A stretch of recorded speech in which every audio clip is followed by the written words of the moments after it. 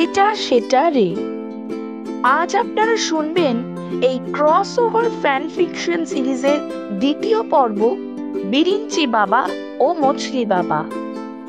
রচনা, নাট্য রূপান্তর ও আবহ সঙ্গীত তন্ময় দত্ত। বিশিষ্ট সাহিত্যিক পরশুরামের অমর সৃষ্টি বিরিঞ্চি বাবা হলেন এক গুলবাজ বাবাজি, যার নাকি বয়সের কোনো গাছ পাথর ছিল না। আর মছলি বাবা হলেন সত্যজিৎ রায়ের জয় বাবা ফেরুনাথ উপন্যাসের সেই ভণ্ড সাধু, যিনি নাকি সোজা প্রয়াগ থেকে সাঁতার কেটে বেনারসে এসেছিলেন। অভিনয়ে বিরিঞ্চি বাবা ও মছলি বাবার ভূমিকায় তন্ময় দত্ত এবং জনৈক মহিলার ভূমিকায় মিমি দাঁ। পরিচয় লিপি পাঠ ও অন্যান্য সহযোগিতায় শঙ্খ সুপ্রদত্ত।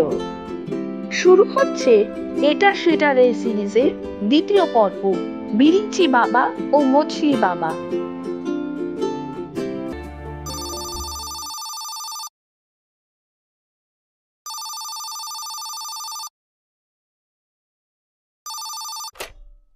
হ্যালো, হ্যালো, বাবাজি আছেন? কে বলছেন? বাবা বিরিঞ্চি মহারাজজি আছেন? ওনাকে বলেন যে কলকাতা থেকে ফোন করিয়েছে। আচ্ছা ধরুন, দিচ্ছি। হ্যালো, কে? প্রণাম বিরিঞ্চি বাবাজি, পহচানতে পারছেন আমাকে? কে? ও মছলি বাবা। আপনি भी আমাকে বাবা বলছেন? রাম রাম রাম, आप तो गुरुओं के गुरु है। আমরা তো সব আপনার চেলা আছি বাবাজি। আর তেল মারতে হবে না রে বেটা। তারপর একদিন বাদে কি মনে করে জেল থেকে বের হলি কবে? बनारसे घोषाल बाड़ीर सोनार गणपतिर केसे सेबार तो लंबा अंदर गेलाम। 420 স্মাগলিং সব মিলিয়ে অনেকগুলো চার্জ দিয়েছিল পুলিশ। তারপর সাজা কেটে সিধা কলকাতা চলে এলাম এই কিছু দিন হলো। তুই বুঝি এখন কলকাতায়?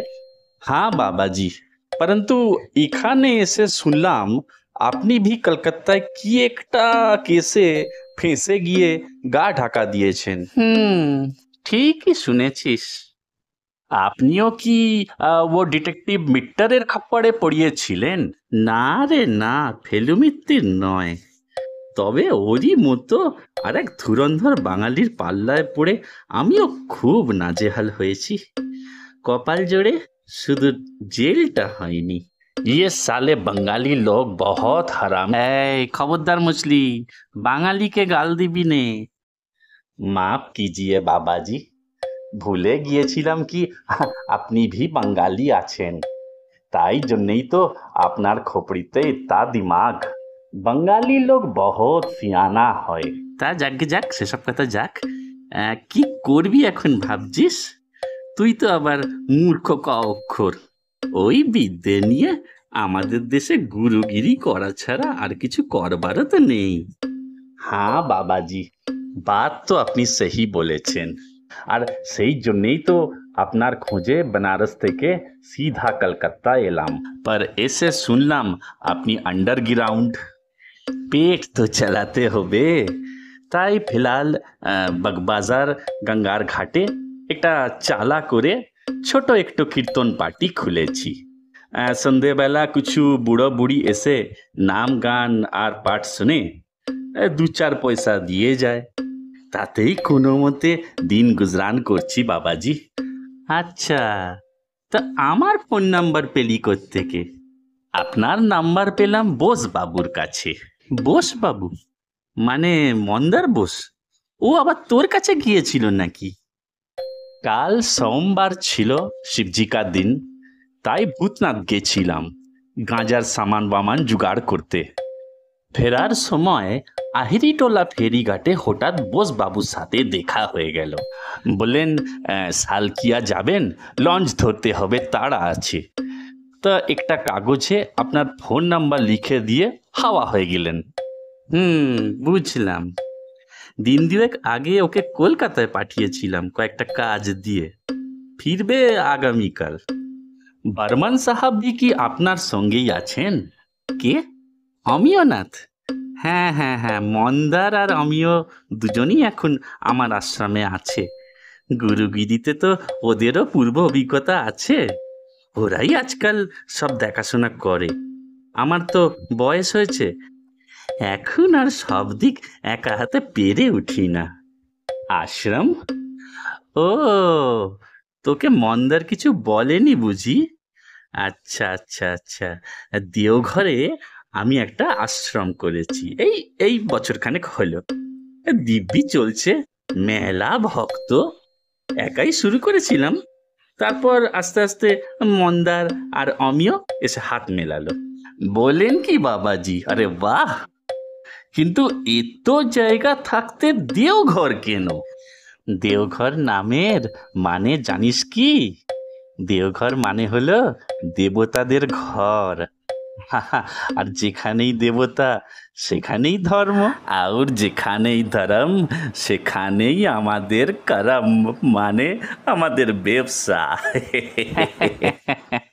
ঠিক বলেছিস ব্যাটা, এই তো এবার তোরও মাথা খুলেছে।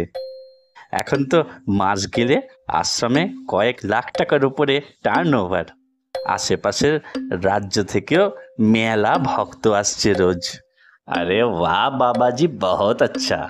अच्छा বাবাজি, আপনার ও ভাতিজা না ভাগনা ছিল, কি যেন নাম? কে?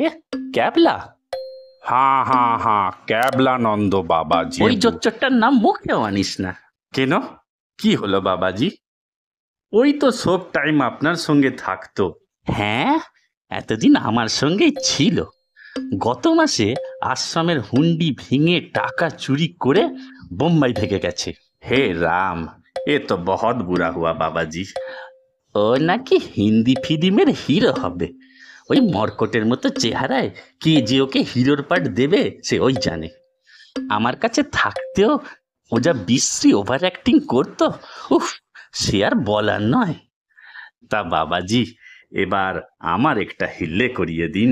আরে তোর কোনো চিন্তা নেই, তুই বেটা এক কাজ কর, তুই বরং আমার আশ্রমে চলে আয়। নাম গান আর কীর্তনের ডিপার্টমেন্টটা ভালো চলছে না, ওটা না হয় তুই এসে দেখাশোনা করবি। জয় হুকুম বাবাজি। ওই শোন, শুনতে পাচ্ছিস? আশ্রমের মন্দিরে সন্ধ্যা আরতি শুরু হলো। এখন ফোন রাখছি রে মছলি, বুঝলি? ভক্তদের দর্শন দেবার সময় হয়ে গেছে।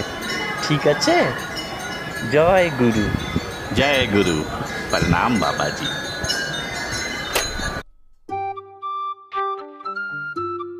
শুনছিলেন এটার সেটার রে সিরিজের দ্বিতীয় পর্ব, বিরিঞ্চি বাবা ও মছলি বাবা। রচনা, নাট্য রূপান্তর ও আবহ সঙ্গীত তন্ময় দত্ত। অভিনয়ে বিরিঞ্চি বাবা ও মছলি মামার ভূমিকায় তন্ময় দত্ত এবং জনৈক মহিলার ভূমিকায় মিমি দাঁ। পরিচয় লিপি পাঠ ও অন্যান্য সহযোগিতায় শঙ্খ সুপ্রদত্ত। সমগ্র পরিকল্পনা ও পরিচালনায় তন্ময় দত্ত।